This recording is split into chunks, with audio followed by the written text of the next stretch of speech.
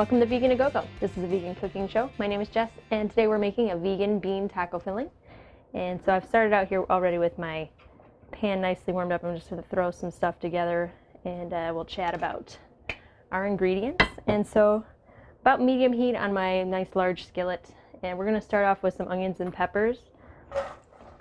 This filling is actually going to be smashed up beans, and I've got 2 cans of pinto beans. You can use black beans, red beans, white beans, whatever beans that you'd like. Pretty much any of them will do.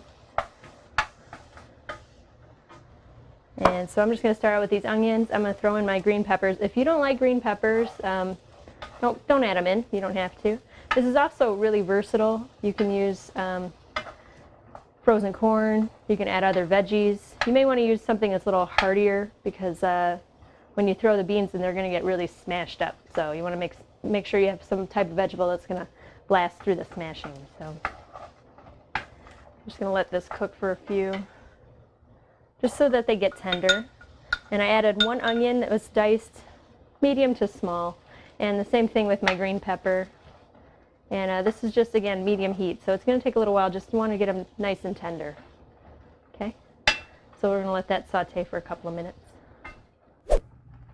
Now again, for the beans, I've used pinto beans, and I went ahead and just drained and rinsed these in the sink, and I took a fork. You can just use a fork because they mash up really easily, and I just smashed them up. If you'd like to have sort of a chunky whole bean aspect to your taco filling, you may want to reserve some of your beans until later on in the cooking process, because when you stir all this together, it's actually going to get pretty smashed up. So if you want some of them to survive, you may want to do that. Just keep a few off to this side. So that looks good. So I'm going to go ahead and add these beans. And this takes quite a bit of stirring to get all this to come together. So it might be a little tricky at first because everything is very thick. And if you're worried about the thickened consistency, we're actually going to add about a cup of salsa to this. And that's going to thin it out quite a bit. One of the great things about this recipe is that it's very versatile, and you can use this for burrito filling, you can use this for a dip at a party. You can do lots of things with this, so don't just think that tacos is, that's the only thing. You can do lots of stuff with this.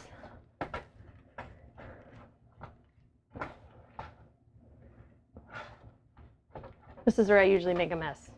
Onions and green pepper tend to go flying in this point.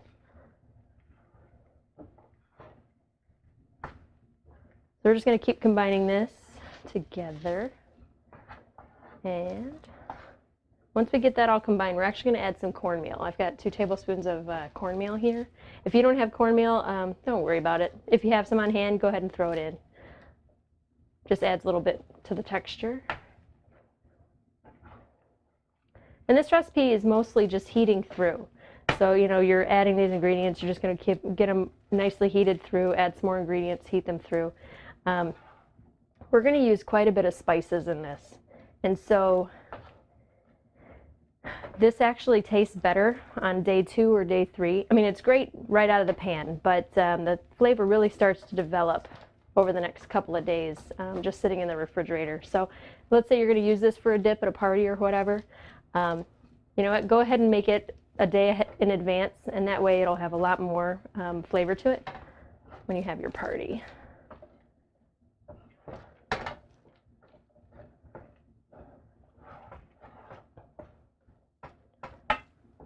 Looking good, so I'm going to add my cornmeal.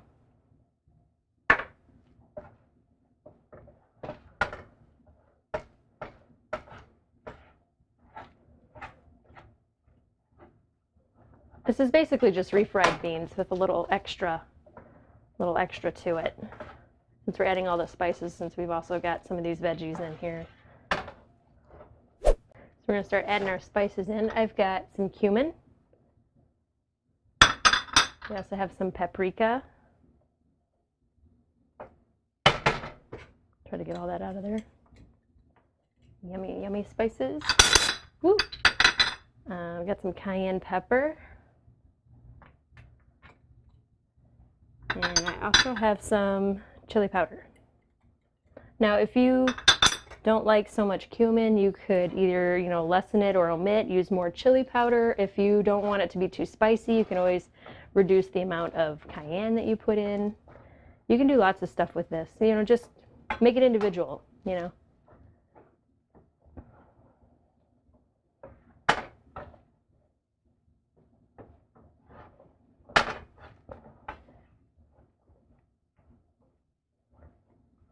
And again, you can see it's really thick, but once we get that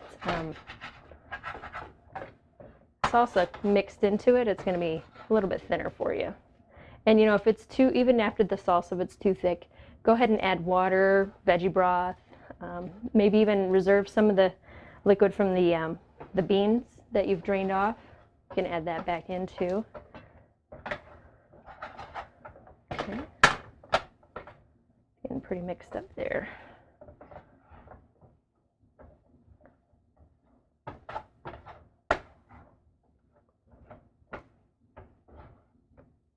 Okay, so here's my cup of salsa. I'm going to pour that right in. Any kind of salsa that you like, mild, spicy, chunky, homemade, you know, get some from a jar, whatever you like.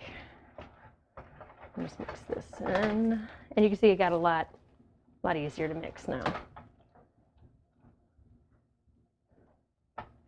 And we're just going to let this simmer or just, you know, cook for about 5 minutes or so, and then it's done.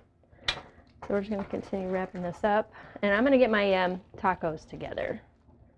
So our taco's been simmering for a couple of minutes, and it's pretty much ready. So I am going to make up a nice, yummy taco. And you know what? Just make your tacos like you usually would. Just, you know, lettuce, tomatoes, whatever you've got. You know, plain is fine too if you don't have anything especially great on hand. So we are going to enjoy that, and I hope you will too. So thanks for joining us for Vegan A Go Go, and if you'd like to check out the recipes, you can do that at veganagogo.com, and if you'd like to just email us with comments or suggestions, you can do that at fans@veganagogo.com. So thanks for joining us, and we'll see you next time.